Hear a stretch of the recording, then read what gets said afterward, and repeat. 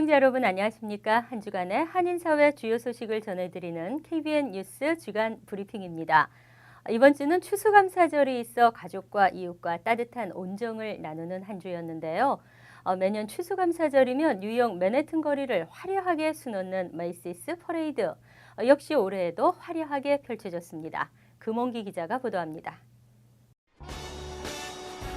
미국 최대 명절인 추수감사절의 대표적인 볼거리 메이시스 백화점 퍼레이드. 이날 행사는 강풍 경보가 있어 퍼레이드 상징인 대형 풍선을 띄우지 못할 수 있다는 우려가 있었지만 바람이 강하게 불지 않아 대형 풍선들이 출현할 수 있었습니다.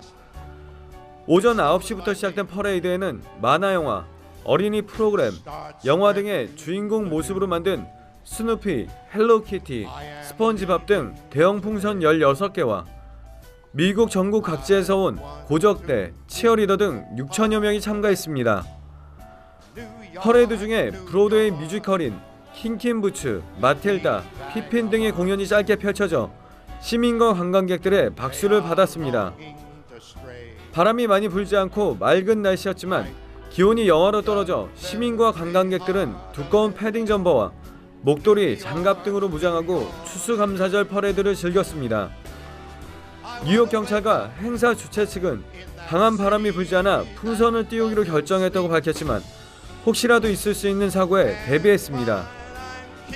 90년 가까운 역사를 가진 메이시스의 추수감사절 퍼레이드에서 악천후 때문에 풍선을 띄우지 못한 적은 1971년에 한 번 있었고 1997년에는 강풍에 따른 사고로 시민이 부상한 적이 있었습니다.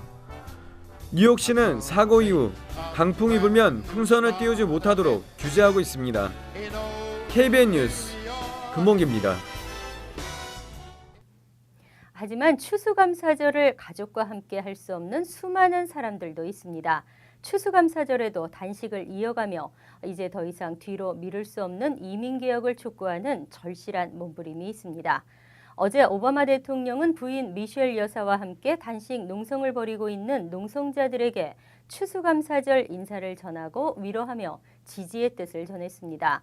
이미 조 바이든 부통령, 농무장관, 백악관 비서실장 등이 방문한 바 있습니다. 존 베이너 의장을 비롯한 하원의 반대로 법안 상정이 미뤄지고 있는데요. 지난 26일에는 단식 투쟁을 벌이다 건강 악화로 복귀한 민권센터 정승진 회장이 기자회견을 열고 그동안의 성과를 보고했습니다. 주성훈 기자가 보도합니다. 단식 투쟁 8일 만에 헬쑥한 모습으로 기자단에 나타난 민권센터 정승진 회장. 표류 중인 이민개혁 법안의 조속한 처리를 촉구하는 무기한 단식을 이어가던 정 회장은 건강에 이상이 발견돼 어제 뉴욕으로 돌아와야 했습니다. 회복하는 데만 2-3주가 걸릴 정도로 건강은 악화됐지만 존 바이든 부통령을 비롯한 30여 명의 연방 의원들이 단식 중인 천막을 방문하는 등 희망을 봤다며 절대 포기해선 안 된다고 강조했습니다. 지난 8일 동안 단식을 하면서 몸무게는 한 13파운드 줄었지만 제 마음에는 다시 한번 희망과 할 수 있다라는 자신감이 사실 충만해져서 올라왔습니다. 그래서 특히 이 할리데이 시즌에 땡스기빙과 이제 크리스마스가 다가오는데 특히 이 사회 그늘에서 고통받고 계시는 소름이 위자 이민자분들에게 제가 워싱턴 DC에서 금식하면서 느꼈던 그 희망을 여러분들에게 나누어 드리고 싶습니다. 절대로 포기하지 마시고 절대로 우리가 포기하지 않습니다. 끝까지 함께하면 이민개혁은 꼭 이루어질 것입니다. 지난 6월 연방 상원을 통과한 이민개혁 법안은 현재 기소재량권 정책을 명분으로 연방 하원에서 표류 중인 상태. 이에 민권센터를 비롯한 전국의 이민자 단체와 사회단체, 종교단체들은 연방 하원의 조속한 이민개혁 법안 통과를 촉구하며 지난 19일부터 워싱턴 DC 의사당 앞에서 무기한 단식 투쟁을 벌이고 있습니다. KBN 뉴스 주성훈입니다. 정부 기밀을 유출했다는 석연치 않은 이유로 기소돼 힘겨운 법정 투쟁을 벌이고 있는 스티븐 김 박사를 돕기 위해 뉴욕과 뉴저지 한인들이 두 팔을 걷어붙였습니다. 미주에서는 처음으로 김 박사를 구명하기 위한 후원 행사가 뉴욕 플러싱에서 열렸는데요. 금홍기 기자가 취재했습니다. 스티븐 김 박사는 평소 과속 티켓 한 장 받지 않으며 아메리칸 드림을 갖고 살아온 내 삶이 한순간에 모두 무너져 버렸다며 억울한 심경을 밝혔습니다. 또 김 박사는 나같이 억울한 일이 한인 1.5세와 2세들에게도 충분히 일어날 수 있다며 마지막 순간까지 포기하지 않고 결백을 입증해 보이겠다는 강한 의지를 보였습니다. 미국 최대 국립핵연구기관 리버모어 연구소 소속 과학자였던 김 박사는 2009년 5월 국무부 공보 담당자로부터 팍스뉴스 기자에게 북한 핵 문제를 설명해주라는 요청에 응했으나 이후 기밀을 누설했다는 혐의로 힘겨운 법정 투쟁을 벌이고 있습니다. You have the feeling or the passion in your heart to do something, whether it could be a nice email to me saying, keep on going, or if you have the means to donate, whatever it, or just talk to your friends over beer about my case or myself. I think anything can help. 김 박사의 변호를 맡고 있는 아베 로얄 변호사는 연방 정부가 이번 사건에 5명의 변호사를 배정하고 200만 달러 이상의 비용을 사용한 것으로 보인다면서 이런 연방 정부를 상대로 싸우려면 도움이 절실히 필요하다고 밝혔습니다. 스티븐 김 미주구명위원회는 첫 공판이 열리는 내년 4월 말까지 미 전역으로 구명운동을 확산해 김 박사의 법정 투쟁을 도와나갈 계획입니다. 한편 오늘 뉴저지에서도 스티븐 김 박사 뉴저지 구명위원회 발기인 모임을 갖고 김 박사에게 후원금을 전달했습니다. KBN 뉴스 금홍기입니다. 펠팍 BYOB의 소주의 포함 여부를 놓고 팽팽한 줄다리기를 하고 있는 BYOB 업주들과 리커 라이센스 업주들이 만났습니다. 하지만 이들은 서로의 입장 차이만 확인한 채 매듭을 짓지 못했습니다. 주성훈 기자가 보도합니다. 어제 저녁 뉴저지 팰리세이즈 팍 타운홀. 정기 타운 회의가 끝나고 BYOB 라이센스 소유 업주들과 리커 라이센스 소유 업주들이 마주 앉았습니다. 지난 8월 BYOB 시간 연장안을 놓고 열띤 논쟁을 벌인 지 3개월 만입니다. 이번 주제는 최근 논란이 되고 있는 BYOB 소주 포함 여부. 하지만 타운 활성화를 위해 반드시 소주가 BYOB에 포함돼야 한다고 주장하는 BYOB 라이센스 소유 업주 측과 몇몇 집은 될 수도 있어요. 정식 라이센스를 가지고 법을 따지고 해서 하시는 분들은 몇몇 손님은 더 받을 수 있겠지만은 결국에는 펠팍에 있는 모든 업소들한테 악영향이 오고 있다는 거예요. 저는 그래서 이거를 좀 서로들 자중하시고 할 때 하더라도 법적으로 할 때 하더라도 좀 조용조용히 좀 해주셨으면 좋겠다. 변호사와 함께 뉴저지 주류국의 법적 해석을 들고 나와 소주는 절대 포함 불가라고 주장하는 리커 라이센스 소유 업주들의 확연한 의견차만 확인했습니다. It is illegal and unlawful to sell soju as a part of the BYOB law under 2C 27-33. Soju is considered a distilled alcohol, a hard liquor, by the New Jersey legislature, by the tax authority. 한편 이미 리커 라이센스 소유 업주 측의 주장을 받아들여 지난달부터 대대적으로 BYOB 업소에 소주 단속을 벌이고 있는 타운은 이날 BYOB 소유 업주 측의 의견을 들어보는 자리를 마련했으나 BYOB 소유 업주 측은 단 한 명도 발언대에 오르지 않는 총극을 연출했습니다. 또한 이날 제출하겠다며 손님들로부터 받은 천여 장의 소주 반입 찬성 청원서도 제출하지 못하는 등 과연 이들이 BYOB의 소주를 포함시키고자 하는 확고한 의지가 있는지 의문이 들었습니다. KBN 뉴스 주성훈입니다. 계속 뒷걸음질 치고 있는 오바마 케어. 이번에는 소기업 온라인 시행에서 또 한 발 물러섰는데요. 소기업 건보거래소 시행을 1년 연기한다고 발표함으로써 스스로 준비 부족을 인정했습니다. 보건복지부는 지난 27일 소기업들이 회사 건강보험을 구입할 수 있도록 한 소기업 건강 옵션 프로그램 온라인 거래소 운영을 내년 11월까지 1년 늦추기로 했다고 발표했습니다.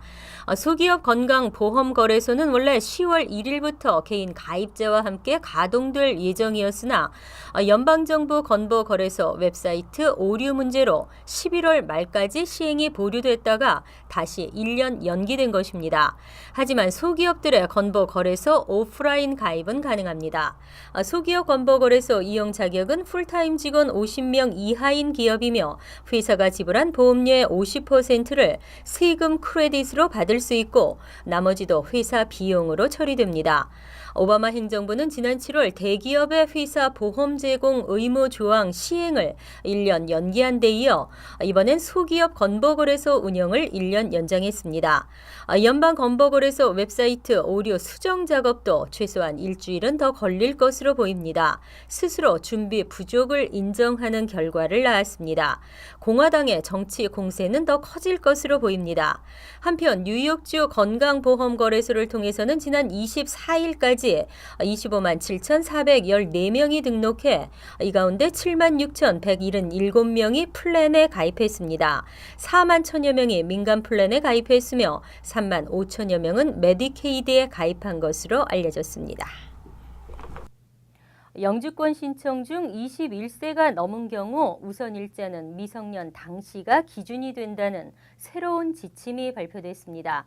새 지침에 따라 사실상 대기 기간 없이 신속하게 영주권을 받을 수 있을 것으로 보입니다. 지난 21일 연방이민서비스국은 모든 이민심사관들에게 가족이민 우선일자 복원이라는 새로운 지침을 전달했습니다. 내용은 가족이민 영주권 신청 시 영주권자의 미성년 자녀 신분이었지만 도중에 나이가 21세를 넘었다는 이유로 우선일자가 뒤로 밀린 경우 우선일자를 미성년 당시로 적용하기로 한 것입니다. 이렇게 되면 신속하게 영주권을 받을 수 있게 됩니다. 단 해당 이민 대기자들은 미성년 당시의 우선일자 복원을 별도로 요청해야 합니다. 미성년 당시 접수한 F2A 영주권 신청이 거부됐거나 취소된 경우에는 이 지침이 적용되지 않습니다. 영주권자의 미성년 자녀 부분인 F2A 순위 가족 이민은 현재 12월 우선일자가 2013년 9월 8일로 대기 기간이 거의 없어 사실상 오픈된 상태를 유지하고 있습니다. 반면 영주권자의 21세 이상 미혼 자녀 부분인 F2B 순위는 현재 12월 우선일자가 2006년 5월 1일로 돼 있어 최소한 영주권 신청 후 7년 이상 대기해야 영주권을 받을 수 있는 상황입니다. 이민서비스국의 이번 결정은 연방 아동지위 보존법에 대한 연방 법원의 적극적인 법조항 해석에 따른 것입니다. 소매업체들의 1년 중 최고 대목인 연말 쇼핑 시즌이 어제 블랙 프라이데이를 출발점으로 시작됐습니다. 전문가들은 전년 대비 3.9%의 매출 신장이 될 것으로 예상했습니다. 주성훈 기자가 보도합니다. 본격적인 연말 쇼핑 시즌을 알리는 블랙 프라이데이. 오늘 블랙 프라이데이를 출발점으로 다음 주 월요일 온라인 할인 행사가 펼쳐지는 사이버 먼데이, 그리고 크리스마스까지 이어지는 본격적인 연말 쇼핑 시즌이 시작됐습니다.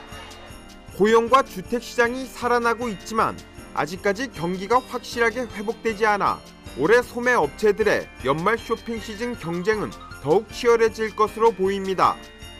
이미 메이시와 코울스, JC페니, 타겟, 베스트바이, 토이자러스 등 주요 소매업체 10여 곳이 예년과 다르게 추수감사절 당일인 어제부터 블랙 프라이데이 할인 행사를 시작했습니다.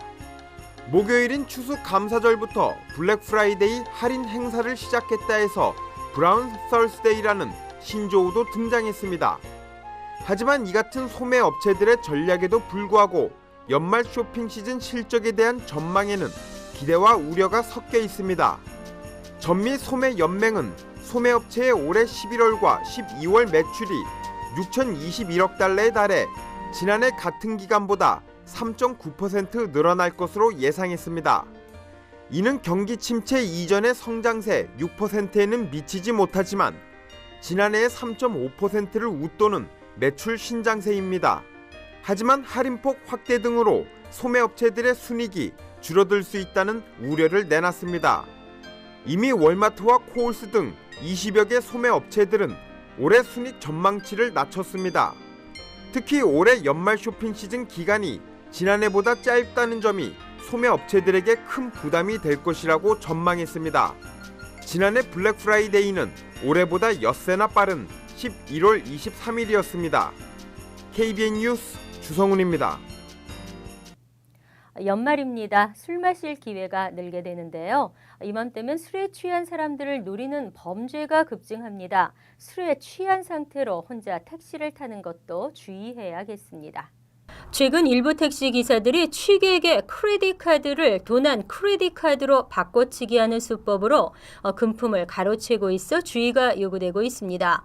경찰에 따르면 뉴욕시 리버티 택시를 운전하던 자와드 샤비어는 최근 취객, 손님 등으로부터 크레딧 카드를 받은 뒤에 이를 미리 소지하고 있던 도난 크레딧 카드와 바꿔치기 했습니다. 바꿔치기한 크레딧 카드에서는 다음날 수천 달러가 인출됐습니다. 하지만 손님들은 빠르면 다음날 이 사실을 알게 되지만 더 늦게야 피해 사실을 알게 됩니다. 경찰은 최근 이와 같은 유사 사건이 자주 발생하고 있다며 크레딧 카드로 요금을 결제하고 돌려받을 때 반드시 자신의 카드가 맞는지 확인할 것을 당부했습니다. 특히 택시 기사들 가운데는 손님들이 심하게 술에 취해 요금을 내지 못할 상황에 처하면 다른 손님이 놓고 내린 크레딧 카드를 쥐어주고 대신 계산을 하도록 하고 있습니다. 운전기사 입장에선 아무런 문제 없이 요금을 받을 수 있지만 손님은 자칫 크레딧 카드 절도범으로 몰릴 수 있다는 게 경찰의 설명입니다. 다음은 정치평론가 고성국 박사의 한국은 지금이 이어집니다.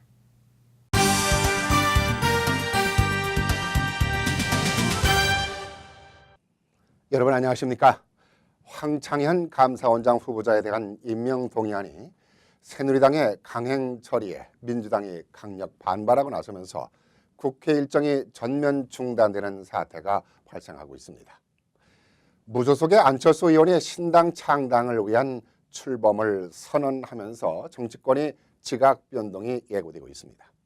이러한 소식을 한국의 정치평론가 고성국 박사를 연결해 소용돌이 치고 있는 정치 상황과 안철수 신당 창당 선언에 따른 변화가 어떻게 전개될 것인지에 대한 내용을 가지고 짚어보겠습니다. 고성국 박사 안녕하십니까? 안녕하십니까? 네. 한국 날씨 춥죠? 예, 엊그제부터 좀 추위가 갑자기 오기 시작했습니다. 날씨가 추운 만큼이나 국회 날씨도 얼어붙은 것 같습니다. 새누리당의 황창현 감사원장 후보자 임명 강행으로 민주당이 국회 일정을 전면 보이콧하면서 국회가 올스톱 위기에 처해 있어요. 네, 한 달쯤 전에요. 세 사람의 인사청문회를 국회에서 했습니다. 말씀하신 대로 황찬현 감사원장 후보자, 그리고 문영표 보건복지부 장관 후보자, 김진태 검찰총장 후보자, 이렇게 세 사람인데요.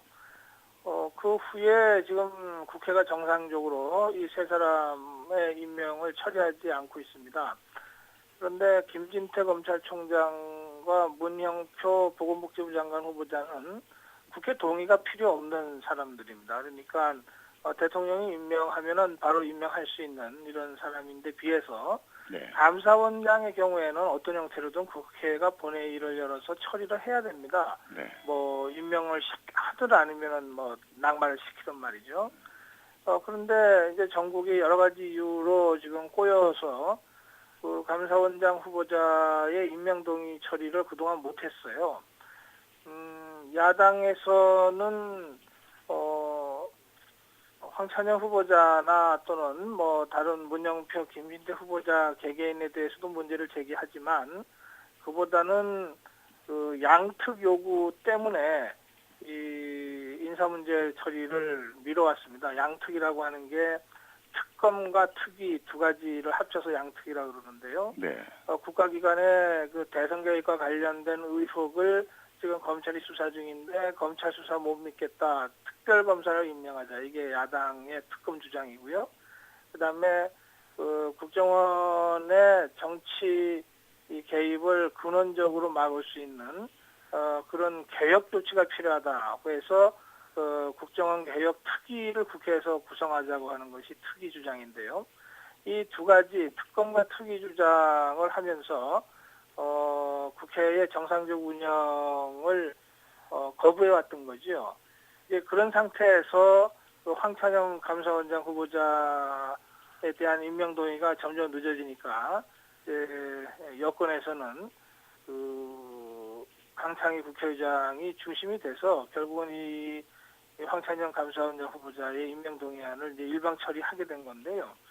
94일 동안 감사원장이 공석으로 있었던 자리이기 때문에 우리 국민들 다수는 이 문제가 그 황찬현 후보자의 그 결격 사유 때문에 늦어진 거라면은 또 모르겠는데 그런 것도 아니라면 차제의 그 여권에서 강행 처리하는 것은 어느 정도 불가피했던 건 아니냐 뭐 그런 의견들이 있습니다.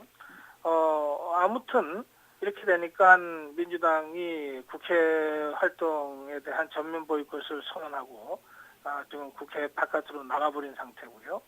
그래서 국회가 정상적으로 다시 가동되는 데는 상당한 어려움과 시간이 필요한 상태가 됐다 이렇게 말씀드릴 수 있겠습니다. 감사원장 임명 동의안을 통과시키기 위한 과정으로 필리버스터, 그러니까 합법적 의사진행이라는 규정이 있는데 이를 강창희 국회의장이 수용하지 않고 무시한 채 회의를 진행했다고 민주당이 반발하면서 강창희 국회의장 사퇴까지 촉구하고 나섰어요. 지금 그 국회 선진화법에 그 필리버스터가 허용되도록 이렇게 적시되어 있는데요. 그런데 강창희 국회의장의 설명은 그 필리버스터라고 하는 것이 어떤 법률안이라든지 이런 정책적 사항과 관련해서는 허용이 되지만 인사 문제의 그 동의와 관련해서는 그동안 국회 관행상 이것이 허용되지 않았었다 이런 그 주장을 지금 하고 있습니다. 네.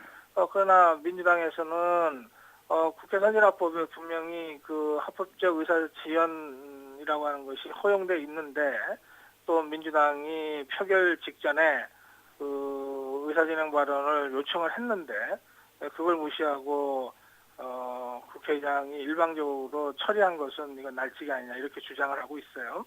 그러니까 이 부분은 국회 선진화법이 제정된 지 1년밖에 안 됐고 그리고 그런 상태에서 인사 문제와 관련해서 필리버스터 논란이 제기된 첫 번째 케이스이기 때문에 사실은 이 문제에 대해서는 다양한 형태의 법률적 검토가 이제 필요한 것이고요. 그러니까 민주당에서 바로 이 문제를 들어서 직무정지 가처분 신청을 하겠다 지금 이렇게 나오고 있어서 만약에 민주당이 행정법원에 그 황찬현 감사원장에 대한 직무정지 가처분 신청을 신청을 한다면 그렇다면 법률적 판단, 법원의 사법적 판단이 어떻게 나오는지를 좀 기다려봐야 이 필리버스터에 대한 법률적 해석이 정결되지 않겠는가 그렇게 말씀드릴 수 있겠습니다. 기존 정치권이 계속해서 냉각 기류로 흐르고 있는 가운데 안철수 의원이 신당 창단을 위한 추진을 선언하고 나섰지 않습니까? 한국 정치를 재편하겠다고 했는데 영입하고자 하는 일부 의원들의 면면을 살펴보면 과연 이러한 인물들로 정치 재편이 가능하겠는가 하는 생각이 드는데요. 네, 말씀하신 대로인데요. 그 내년 6월에 지방선거가 있습니다.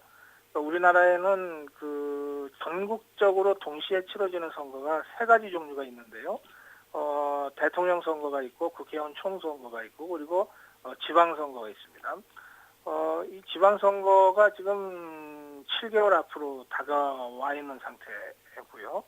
이제 정치 세력화를 꿈꾸는 정치인이라면 이런 전국적 선거를 통해서 새로운 정치 세력화를 시도하는 것이 당연한 것 아니겠습니까? 네.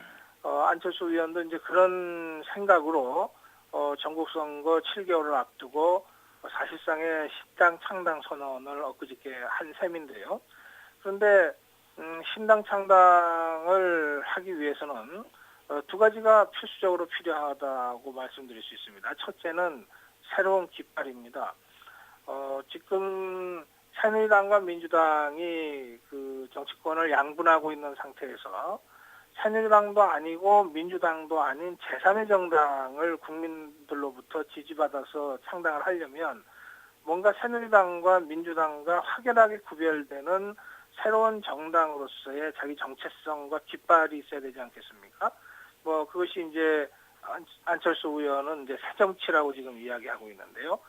그 새정치의 내용이 무엇이냐에 대한 논란이 있습니다만 어쨌든 새누리당 또는 민주당과 확연히 구분되는 안철수 신당의 새로운 색깔, 뭐 하여튼 이것이 필요하다. 이게 첫 번째고요. 두 번째는요. 이제 선거를 앞두고 창당하기 때문에 이 새로운 신당의 깃발을 들고 출마를 해서 새누리당, 민주당 후보와 싸워서 이길 수 있는 후보들이 중요합니다. 예. 이 후보들, 다시 말해서 사람들이 중요한데요. 어떤 사람들이 안철수 신당에 함께 할 것이냐. 이제 이제 국민들은, 깃발도 보지만, 새로운 깃발보다는 이 새로운 깃발은 새로운 사람들을 통해서 구체적으로 인식하게 되는 측면이 있거든요. 그래서 어떤 사람들이냐, 이렇게 먼저 묻게 되죠. 그런데 엊그저께 안철수 의원이 신당 창당을 사실상 선언을 하는 자리에서 이러한 새로운 인물들과 함께 하겠습니다라고 사람을 소개하지를 못했습니다. 결국은 안철수 의원도 그동안 신당을 함께할 사람들을 규합하기 위해서 많은 사람들을 만나왔다고 알려졌는데요. 그러나 바로 이런 사람들과 함께하겠습니다라고 인물을 내세우지 못했기 때문에 아직은 좀 준비 부족 아니냐. 또 워낙 인물난이 심하지 않느냐. 이런 일각의 우려 또는 비판을 면할 수 없는 상태가 됐다. 그렇게 말씀드릴 수 있겠네요. 기존 정치를 신뢰하지 못하고 있는 국민들은 지푸라기라도 잡는 심정으로 안철수 신당 창당의 희망을 거는 측면도 있는 것 같습니다. 자, 안철수 신당 창단으로 야권이 변화의 힘을 가져올까요? 아니면은 분열의 약화 현상을 가져올까요? 어떻게 보시는지요? 두 가지 측면이 같이 있습니다. 네. 안철수 신당이 창당될 때를 상정해서 여론조사를 해보면 대체로 새누리당 지지가 38%에서 40% 정도 나오고 네. 안철수 신당이 20% 내외로 나옵니다. 네. 그리고 민주당이 뭐 12%에서 15% 정도로 조사가 됩니다. 이 얘기는 뭐냐면 안철수 신당이 출연할 경우에 야권에서는 민주당보다는 안철수 신당이 중심에 서게 될 가능성이 높다. 이것을 이제 시사해주고 있는데요. 그러나 조금 전에 그 수치를 다시 말씀드리면 안철수 신당과 민주당이 합칠 경우에 한 35%가 되고 그렇게 되면 뭐 한 38% 되는 새누리당과 뭐 어슷비슷해서 한번 해볼만한 수치가 되지만 네.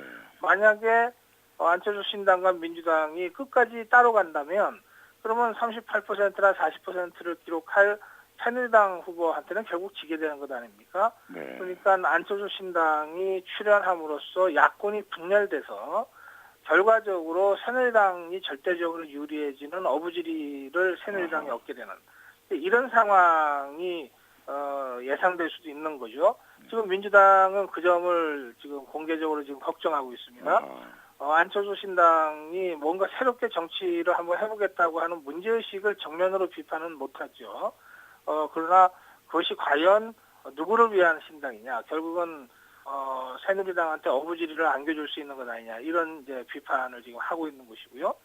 반면에 새로운 정치를 열망하고 또 안철수 의원이 뭔가 다음에 뭐 대통령이 되거나 또는 우리 정치를 완전히 새롭게 할 것이라고 하는 기대를 하고 있는 사람들은 이렇게 주장합니다. 당장은 야권이 분열되는 것처럼 보일지 모르지만 이런 껍질을 깨는 아픔과 같은 이런 고통스러운 과정을 거쳐서 야권이 민주당 중심에서 안철수 신당 중심으로 재편이 되어야 비로소 새누리당과 제대로 승부를 걸 수 있는 이런 상황이 되는 것 아니냐. 그런 면에서 야권 분열을 걱정하지 말고 차제에 안철수 의원의 뚜렷한 자기 색깔이 드러나는 그런 신당 창당을 제대로 해야 된다. 이렇게 주장하는 사람들도 적지 않아 있습니다. 그래서 안철수 신당 창당이 야권 분열로 이어질지, 그래서 새누리당의 어부지리를 주는 것으로 이어질지, 아니면 정말 우리 정치의 어떤 새로운 환골탈태의 출발로 그렇게 자리매김을 하게 될지는 선거 상황을 조금 더 지켜봐야 최종적 판단을 하게 할 수 있게 될 것 같습니다. 네, 고성욱 박사 수고 많으셨습니다. 네, 고맙습니다. 정치평론가 고성욱 박사와 소용돌이 치고 있는 한국의 정치 상황을 짚어봤습니다. 새누리당은 새 예산과 민생 법안을 조속히 처리하겠다고 하더니 오히려 일을 꼬이게 만들어 놓고 있습니다. 민주당 역시 이렇다 할 해법을 내놓지 못하고 강경투쟁 노선으로만 가고 있으니 국민들 마음, 날씨까지 춥다는데 더욱 꽁꽁 얼어붙는 겨울을 맞이하고 있는 것 같습니다. 감사합니다.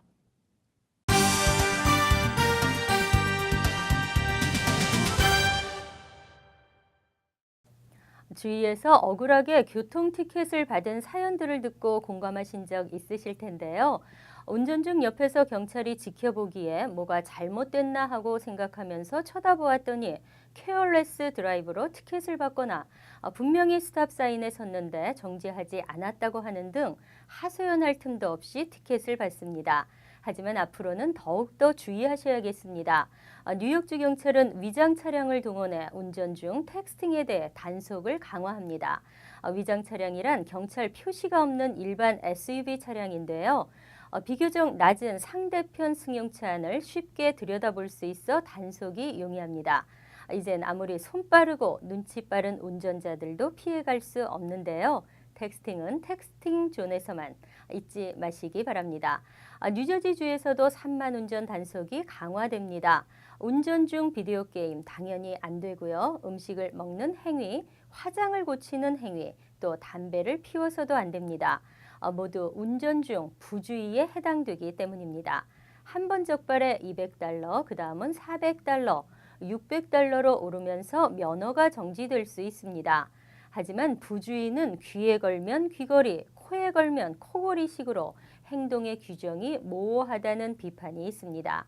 그래도 일단 걸리지 않는 것이 최선이겠습니다. 조심운전, 안전운전 하시기 바랍니다. KBN 뉴스 주간브리핑 여기서 마칩니다. 시청해주신 여러분 고맙습니다.